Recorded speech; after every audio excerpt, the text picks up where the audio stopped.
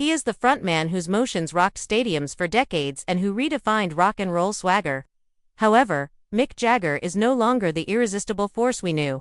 He is already over 80.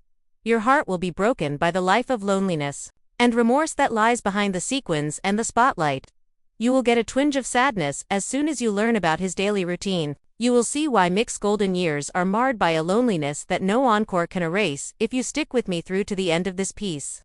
Although Mick remains the quintessential rock star, the glitzy shows have become less common as he approaches his 81st birthday. Nowadays, he spends much of his time away from the cacophony of devoted followers at a large yet quiet mansion in the English countryside.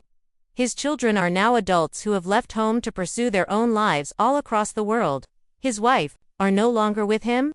Old pictures, faded backstage passes, and the sound of chords that once filled the air are the only consistent companions.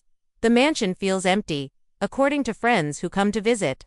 There is dust on the grand piano. In the sunroom, gold records 80 years of success line the walls, yet in the corners you can feel the weight of memories that hurt more than they uplift. As though attempting to rekindle the magic that once existed in every picture, Mick spends hours walking the hallways and touching the frames. However, the music suddenly seems far away, more like a memory than a heartbeat. He has attempted to fill the hole with his work, including a book, infrequent studio sessions, and live appearances, but none of it has stuck.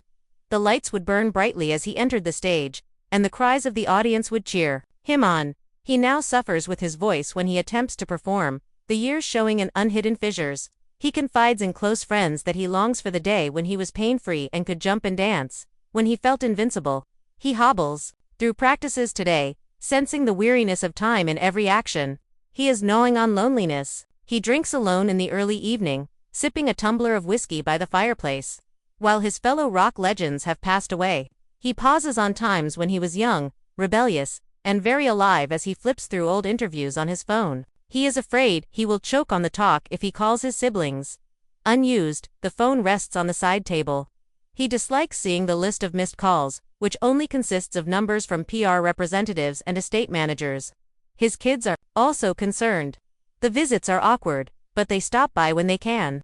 His world of amps and lyrics is not theirs. In an attempt to make a grandfather smile, they bring pictures of their grandchildren, but Mick scowls at the camera, absorbed in his own thoughts. The quiet follows them out the door, like a thick shroud as they hasten their departure. He questions whether the family moments he gave up for front-row cheers were worth the price of fame. His well-being is at risk. Doctors advise him to slow down since his knees need to be replaced. His heart is showing symptoms of wear, and they creak like old floorboards. But Mick is unable to sleep. Determining to leave on his own terms, he scheduled one last farewell tour. Nevertheless, he senses the weariness in each note and the tension in each guitar riff. Although he is aware that the crowd would applaud, on the inside, he is yelling for some peaceful place where he can shed his rock star persona and just be a guy at rest. Share this video if Mick's tale touched you, if it caused you to take a moment to connect with someone you haven't spoken to in a long time. Let it serve as a reminder that despite the thunderous cheers, we all depend on one another, and that being alone can still be incredibly depressing, even while millions of people are watching.